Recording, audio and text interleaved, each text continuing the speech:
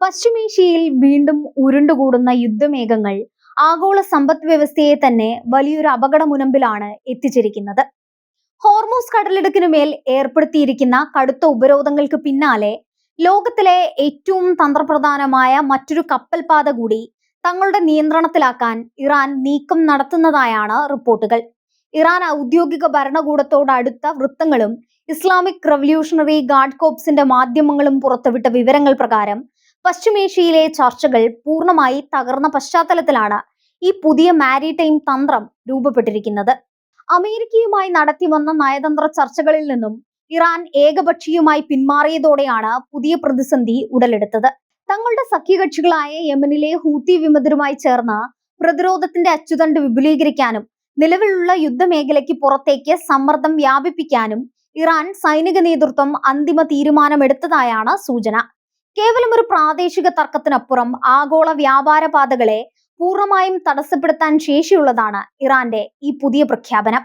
ഈ തന്ത്രത്തിന്റെ പ്രധാന ലക്ഷ്യസ്ഥാനം ചെങ്കടലിനെ ഏദൻ ഉൾക്കടലുമായി ബന്ധിപ്പിക്കുന്ന തന്ത്രപ്രധാനമായ ബാബൽ മദ്ദബ് കടലിടുക്കാണെന്നാണ് റിപ്പോർട്ടുകൾ വ്യക്തമാക്കുന്നത്. ആഗോള സമുദ്ര വ്യാപാരത്തിന്റെ ഏകദേശം 15% കൈകാര്യം ചെയ്യുന്ന അതീവ നിർണായകമായ ഒരു പാതയാണിത്. സൂയസ് കനാൽ വഴിയുള്ള ഏഷ്യ യൂറോപ്പ് വ്യാപാരത്തിന്റെ ജീവനാഡിയായ ഈ ചാനൽ കൂടി അടക്കപ്പെടുകയോ അപകടത്തിലാകുകയോ ചെയ്താൽ അത് ചരിത്രത്തിലെ ഏറ്റവും വലിയ സാമ്പത്തിക പ്രതിസന്ധിക്ക് കാരണമാകും. ഇറാന്റെ ഈ നീക്കം കേവലം ഒരു ഭീഷണിയല്ല, മറിച്ച് ഇതിനകം നടപ്പിലാക്കി തുടങ്ങിയ ഒരു നയതന്ത്ര അജണ്ടയാണെന്ന് പ്രതിരോധ വിദഗ്ധർ വിലയിരുത്തുന്നു. മുൻപ് ഹൂത്തികളുടെ മാത്രം ആക്രമണ പരിധിയായിരുന്ന ബാബൽ മദ്ദബിനെ ഇപ്പോൾ ഇറാൻ തങ്ങളുടെ ഔദ്യോഗിക പ്രതിരോധ നയത്തിന്റെ ഭാഗമാക്കി മാറ്റിയിരിക്കുകയാണ്. ഇസ്രയേലിനെയും അവരെ പിന്തുണയ്ക്കുന്ന അമേരിക്കൻ സഖ്യത്തെയും ഒരുപോലെ ശിക്ഷിക്കുക എന്ന ലക്ഷ്യത്തോടെയാണ് ഈ സംയുക്ത നീക്കം. ഈ സംഭവവികാസം സൗദി അറേബ്യയുടെ സാമ്പത്തിക സുരക്ഷയ്ക്കും വലിയൊരു തിരിച്ചടിയാണ് നൽകിയിരിക്കുന്നത്. ഹോർമൂസ് കടലിടുക്ക് അടച്ച സാഹചര്യത്തിൽ സൗദി തങ്ങളുടെ എണ്ണ കയറ്റുമതിക്കായി ആശ്രയിച്ചിരുന്നത് ചെങ്കടൽ തീരത്തുള്ള യാൻബു തുറമുഖത്തെയായിരുന്നു. എന്നാൽ യാൻബുവിൽ നിന്നുള്ള ഭൂരിഭാഗം എണ്ണ കപ്പലുകളും ഏഷ്യൻ വിപണിയിലേക്ക് പോകണമെങ്കിൽ ബാബൽ മദ്ദബ് കടലിടുക്ക് കടന്നേ പറ്റൂ. പുതിയ ഇറാനിയൻ ഉപരോധം പ്രാബല്യത്തിൽ വരുന്നതോടെ സൗദിക്ക് തങ്ങളുടെ എണ്ണ വിപണിയിൽ എത്തിക്കാനുള്ള അവസാനത്തെ എസ്കേപ്പ് റൂട്ടും അടയുകയാണ്. ഈ രണ്ട് പ്രധാന കടലിടുക്കുകളും ഒരേ സമയം പ്രതിസന്ധിയിലാകുന്നത് അന്താരാഷ്ട്ര എണ്ണ വിപണിയിൽ വൻ വിലക്കയറ്റത്തിന് കാരണമായിട്ടുണ്ട്. അന്താരാഷ്ട്ര വിപണിയിൽ ബ്ലെൻഡ് ക്രൂഡ് ഓയിൽ വില വീണ്ടും $100 എത്തിക്കഴിഞ്ഞു. വരും ദിവസങ്ങളിൽ കപ്പൽ ഗതാഗതം പൂർണ്ണമായി തടസ്സപ്പെട്ടാൽ എണ്ണവില ഇനിയും കുതിച്ചുയരുമെന്നാണ് സാമ്പത്തിക വിദഗ്ധർ മുന്നറിയിപ്പ് നൽകുന്നത്. ഇത് ലോകമെമ്പാടും പണപ്പെരുപ്പത്തിനും നിത്യോപയോഗ സാധനങ്ങളുടെ വിലക്കയറ്റത്തിനും വഴി തുറക്കും. വൻകിട ഷിപ്പിംഗ് കമ്പനികളടക്കം ഇതിനകം തന്നെ ചെങ്കടൽ വഴിയുള്ള തങ്ങളുടെ സർവീസുകൾ നിർത്തിവെക്കാൻ ആലോചിക്കുന്നതായാണ് വിവരം.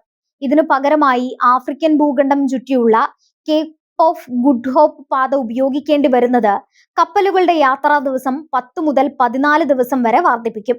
ഇത് ഇന്ധന ചെലവ് വൻതോതിൽ കൂട്ടുകയും ആഗോള സപ്ലൈ ചെയിൻ പൂർണ്ണമായും താളം തെറ്റിക്കുകയും ചെയ്യും.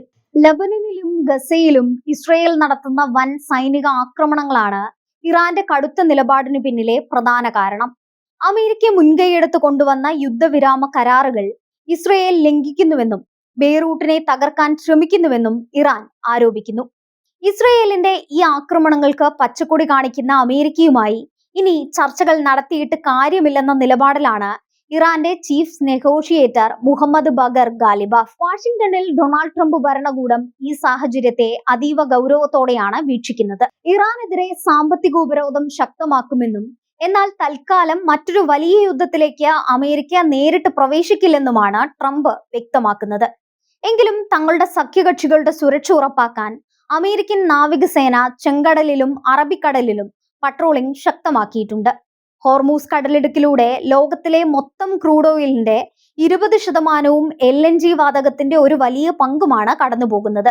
ഖത്തർ ഉൾപ്പെടെയുള്ള രാജ്യങ്ങളിൽ നിന്നുള്ള വാതക വിതരണം ഇതിനകം തന്നെ തടസ്സപ്പെട്ടിരിക്കുകയാണ്. ഇതിനു പുറമെ ബാബൽ മദ്ദബ് കൂടി നിശ്ചലമായാൽ യൂറോപ്യൻ രാജ്യങ്ങൾ കടുത്ത ഊർജ പ്രതിസന്ധിയിലേക്ക് വീണുപോകും. പശ്ചിമേഷ്യയിലെ മറ്ററബ് രാജ്യങ്ങളായ ഒമാൻ, കുവൈറ്റ് തുടങ്ങിയ സമാധാനം പുനഃസ്ഥാപിക്കാൻ നിരന്തരം മധ്യസ്ഥ ശ്രമങ്ങൾ നടക്കുന്നുണ്ടെങ്കിലും അതൊന്നും ഫലം കാണുന്നില്ല. ഇറാനും അമേരിക്കയും തങ്ങളുടെ കർശനമായ നിബന്ധനകളിൽ ഉറച്ചു നിൽക്കുന്നത് ചർച്ചകളുടെ വാതിലുകൾ പൂർണ്ണമായി അടയ്ക്കുകയാണ് ചെയ്യുന്നത്. തങ്ങളുടെ പരമാധികാരത്തിന്മേൽ കടന്നു കയറാൻ ശ്രമിച്ചാൽ ആഗോള സമ്പദ് വ്യവസ്ഥയെ തന്നെ അട്ടിമറിക്കാൻ മടിക്കില്ലെന്ന സന്ദേശമാണ് ഇറാൻ നൽകുന്നത്. ഈ സമുദ്ര യുദ്ധതന്ത്രം വരും ദിവസങ്ങളിൽ വലിയൊരു സൈനിക ഏറ്റുമുട്ടലിലേക്ക് നയിക്കുമെന്ന ഭീതിയിലാണ് രാജ്യാന്തര സമൂഹം. അത്യാധുനിക മിസൈലുകളും ഡ്രോണുകളും ഉപയോഗിച്ച് കപ്പലുകളെ ആക്രമിക്കാൻ ഹൂത്തികൾക്ക് ഇറാൻ സാങ്കേതിക സഹായം നൽകുന്നുണ്ട്. അന്താരാഷ്ട്ര നാവികസേനകൾക്ക് പോലും പൂർണ്ണമായി തടയാൻ കഴിയാത്ത രീതിയിലുള്ള അസമമായ യുദ്ധമുറകളാണ് ഇവർ ചെങ്കടലിൽ പയറ്റുന്നത്.